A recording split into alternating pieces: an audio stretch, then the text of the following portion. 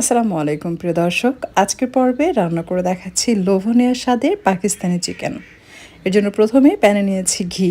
ঘি গলে গেলে অ্যাড করে দিচ্ছি মুরগির মাংস। এখানে মুরগির মাংস আমি অ্যাড করেছি প্রায় 1.5 কেজি মতো এবং সেই সাথে 3টি টমেটো মাঝখান থেকে ফালি করে অ্যাড করেছি। স্বাদ মতো লবণ দিয়ে এটাকে ঢেকে দিচ্ছি এবং হাই ফ্লেমে রাখছি। বেশ কিছুক্ষণ রান্নার পর দেখবেন চিকেন থেকে পানি ছাড়বে আর টমেটোটা সফট হয়ে আসবে। সেই পর্যায়ে উপর থেকে টমেটোর যে স্কিন সেটা উঠিয়ে ফেলতে হবে। এরপর এটা নেড়েচেড়ে মিক্স করতে হবে। মাঝে মাঝে ঢাকনা খুলতে হবে আর নেড়েচেড়ে দিতে হবে যেন টমেটোটা গলে যায়।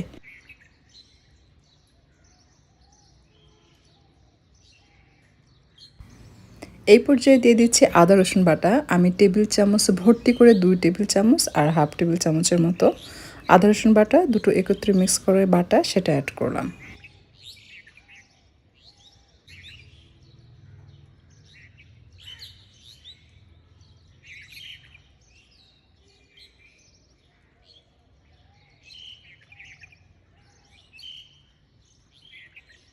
এক কাপের বেশি হবে পেঁয়াজ কুচি অ্যাড করে এটাকে মিশিয়ে নিতে হবে এবং ঢাকনাতে ঢেকে রাখতে হবে যেন ধীরে ধীরে পেঁয়াজ সফট হয়ে গলে যায়।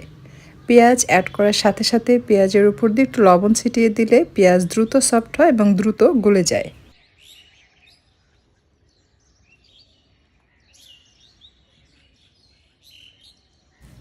এই পর্যায়ে দিয়ে দিচ্ছি 6টি কাঁচামরিচ কুচি কুচি করে কেটে দিলাম। আপনি চাইলে ফালি করে অ্যাড করতে পারবেন। এরপর ঢাকনাতে ঢেকে দিতে হবে। বেশ কিছুক্ষণ রান্নার পর পেঁয়াজ সফট হয়ে আসলে নেড়ে চেড়ে দিলেই দেখবেন পেঁয়াজটা প্রায় গলে যাবে। অ্যাড করে দিচ্ছি কালারের জন্য কাশ্মীরি রেড চিলি পাউডার। এটা কিন্তু ঝাল হবে না। ঝালের জন্য অ্যাড করছি 1 টেবিল চামচের একটু বেশি হবে মরিচের গুঁড়া। সাথে দিলাম ধনিয়ার গুঁড়া 1 টেবিল চামচ এবং 2 চা চামচ ভাজা জিরার গুঁড়া আর সেই সাথে দিয়ে দিলাম হলুদের গুঁড়া 1.5 চা চামচ। সব কিছু মিশিয়ে নিচ্ছি এবং একটু সময় নিয়ে হালকা আঁচে এটাকে কষিয়ে নেব।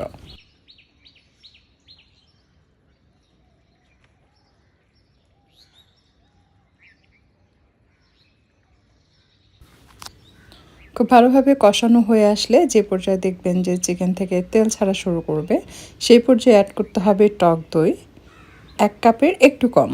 এটাকে অবশ্যই ভালোভাবে ফেটিয়ে নেবেন। চুলা বন্ধ করে টক দই দিয়ে মিশিয়ে নেবেন। তা না হলে চুলা ধরানো থাকলে অনেক সময় দেখা যায় টক দই দেওয়া মাত্র কিন্তু ছানা ছানা হয়ে যায়।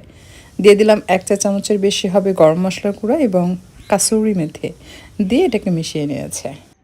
এই পর্যায়ে অবশ্যই টেস্ট করে দেখবেন লবণ ঠিক আছে কিনা। আমি দেখেছি লবণ কম হয়েছে তাই এই পর্যায়ে স্বাদ মতো লবণ দিয়ে এটাকে মিশিয়ে নিয়েছি আর অ্যাড করে দিলাম সামান্য পানি গ্রেভির জন্য। এটা মাখা মাখা হবে।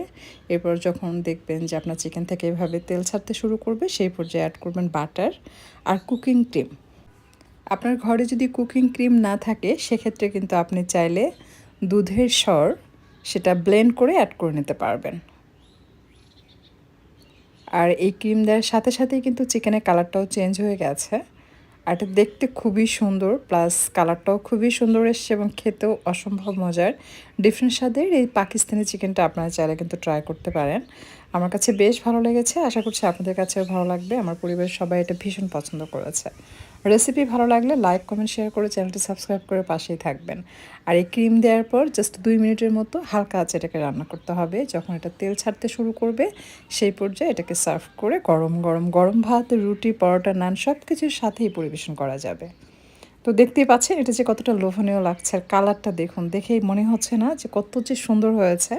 অনেক সময় কালার দেখলে কিন্তু বোঝা যায় যে খেতে কতটা মজার হতে পারে। আশা করছি ভালো লেগেছে। রেসিপি যদি ভালো লাগে লাইক কমেন্ট শেয়ার করে চ্যানেলটি সাবস্ক্রাইব করে পাশেই থাকবেন। আর আপনারা যারা আমার পেজ থেকে ভিডিওটি দেখছেন লাইক এবং ফলো দিয়ে রাখেননি তাদের কাছে অনুরোধ থাকছে লাইক এবং ফলো দিয়ে রাখতে। আর যখনই ভিডিও আপলোড করব চেষ্টা করবেন সাথে সাথে ভিডিওটি অন করে দেখার জন্য। সময় না থাকলে দেখবেন না, জাস্ট অন করে রেখে দিবেন। তা না হলে একটা সময় দেখবেন আপনার কাছে নোটিফিকেশন যাওয়া বন্ধ হবে এবং আপনার পেজ আমার ভিডিও যাবে না, তখন কিন্তু আমার রেসিপিগুলো দেখতে পারবেন না।